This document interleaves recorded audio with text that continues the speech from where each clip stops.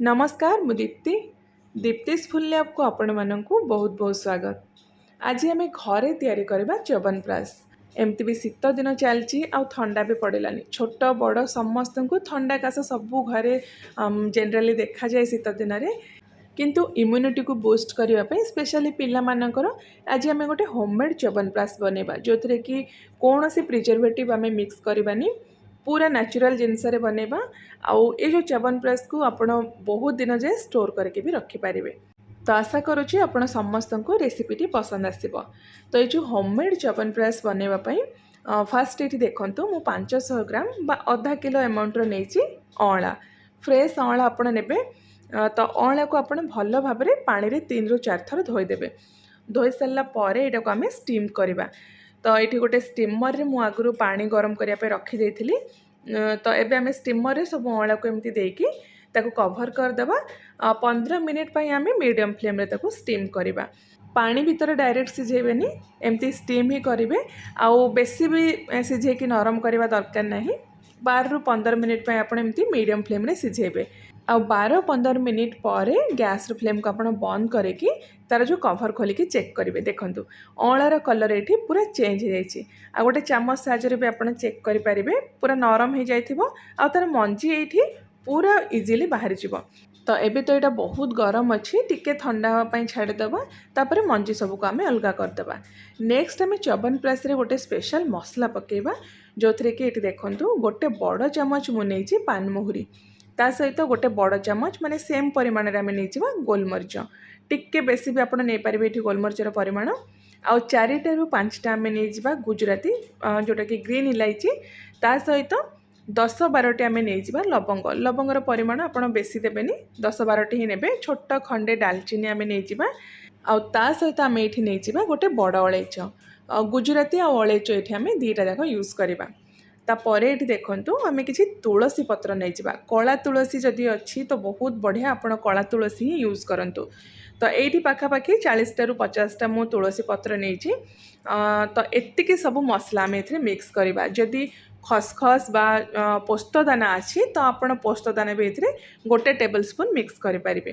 तो एबे आम ए सब को लो फ्लेम रे भाजिबा। तो फास्ट देखंतु ये मु सब मसला गुड़ा को तुलसी पत्र सहित गोटे तावारे दे देइछि। गैस रे फ्लेम ये पूरा आम लो करदेबा। आउ स्लो फ्लेम करके ताको मिनिमम 4-5 मिनिट पे भाजिबा। बा जेते बेले आपण देखिबे तुलसी पत्रटा हाथ रे एमती चेक करिवे क्रिस्पी जेते बेले हे जिवो एमती पूरा भांगी जाउथबो जानिबे जे आपणकर जो मसलाटा पूरा भाजी हे गला। तो ये देखो तुलसी पत्र आमर पूरा गुंड हो जाऊँगी।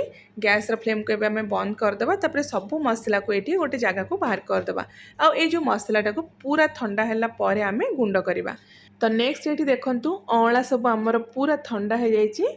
तो टिके आपण हाथ में गोटे अँला नहीं प्रेस करेंगे जेहेतु सीझिकी टिके नरम हो जाइए मंजी सब एमती बहुत इजिली बाहरी जीव। अँला को स्टीम करवा बा सिझेबार गोटे रिजन है तार मंजी सबको आम एमती इजिली बाहर कर। तो बेसी सिझेबा भी दरकार नहीं कहीं पर आम ये आउ थे कुक करवा आउ थे सिझेबा। तो सब मंजी गुड़ा को फर्स्ट आप एमती अलग करदेवे। देखंतु ये सब मंजी मु अलग करदे। तो एबे आम कौन करवा ना ये देखंतु मु छोट खंड नहीं हलदी 2 इंच 2 खंड मुझे कंचा हलदी नहीं। जदि आप चाहिए हलदीर परिमाण टिके ये बढ़े भी पारे। तो एबे हम कौन करवा ना हलदी को भल भाव में धोईकी तार चोपा को बाहर करदेवा। तापर एमती छोट छोट खंड करके अँला सहित मिक्स करदेवा। तो ये जो हलदी आउ अँला को आम गोटे ग्राइंडर जार देकी ताको भल भाव में ये पूरा फाइन करके बाटीदबा। आउ बाटिला बेले बा ग्राइंडिंग करला बेले जदि आपको दरकार पड़ुचे तो अल्प टिके आपण पानी देके एमती पूरा चिकन करके बाटीदेवे। चिकन करके बाटीदेले खाइला बेले असुविधा हेनी स्पेशली छोट पिला मानकु असुविधा हेनी। तो अँला और हलदी को बाटिकी ताको आम साइड रखीदबा। तापर ये देखंतु जो आम मसला भाजिकी रखी थे सब गरम मसला पूरा एबे ठंडा हो जाइए। ताकू एबे गोटे ग्राइंडर जार देकी पूरा फाइन करके या भी पूरा आपण चिकन करके पाउडर बनईदेवे। जेतिकी चिकन हो पारुछि सेते बढ़िया। तो जदि ये बड़ मानक आप खाली च्यवनप्राश बनाऊँच डायरेक्ट आप पाउडर को हलदी बा अँला सहित मिक्स करें जेहेतु छोट पिला माने खाइबे से जो पाउडरटा को आम टिके छाणीदबा। छाणीदेले पूरा तार जो पाउडरटा बाहरी जीव आ जहाँ भी खदड़ा अंश थी से पूरा एमती अलग हो। जो खदड़ा अंश रहा ना ताको आप फोपाड़ेनि चा बनैबा टाइम रे चा रे भी आपण से जो खदड़ा अंशटा को मिक्स करि पारिबे। तो एबे हम कौन करवा ना गैस ऑन करिकी गोटे पैन रे 3 रु 4 चम्मच पानी दे दबा। एबे हमें से ऐड करवा 200 ग्राम मापिकी गुड़। तो ये जदि आपण चाहिए गुड़र परिमाण बढ़े पारे आउ केते क्वांटिटी रे बढ़ेबे सेटा मो आगो को कहबी। आउ जेहेतु मुझे परे रेसिपी रे महू मिक्स करी से गुड़र परिमाण टिके कम रखी पाखापाखि 200 ग्राम रो। तो ये ना जदि आपन को देसी गुड़ मिलूँ तो से ही च्यवनप्राश बनातु बहुत बढ़िया बनब। आउ ये गुड़ रे पानी मिक्स कर रिजन है एक तो गुड़ आपणकर बहुत जल्दी एमती मेल्ट हो सहित गुड़टा पोड़बनी।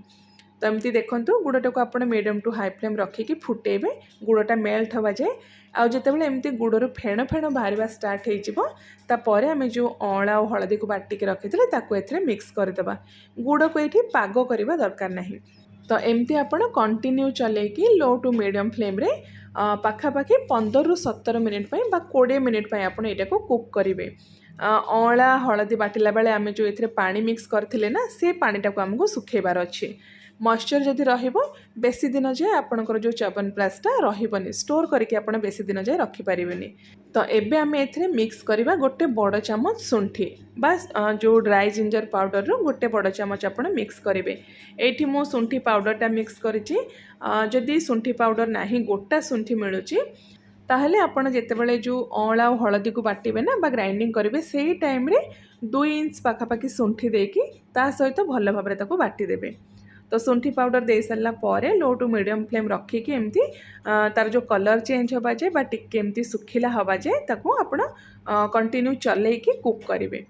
तो ये देखो पाखापाखि 15 रु 17 मिनिट पर यार जो कलर टिके चेंज होगी यार जो कंसिस्टेंसीटा टिके ठीक हो जाए। तो एबे आम ऐड करवा 1/4 चम्मच केसर।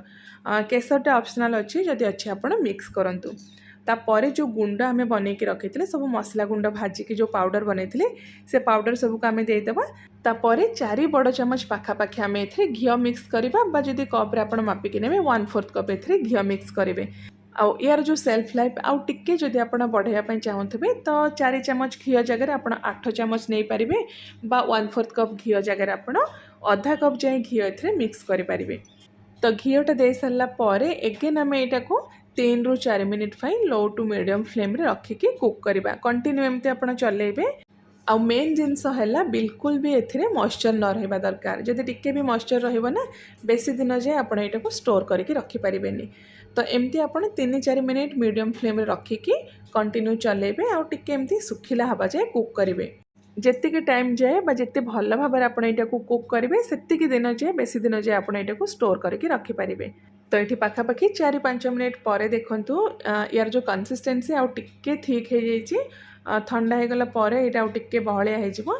तो एबे आम गैस फ्लेम को बंद करदे आउ ए जो मिक्सचरटा को पूरा ठंडा होगा छाड़ीदे।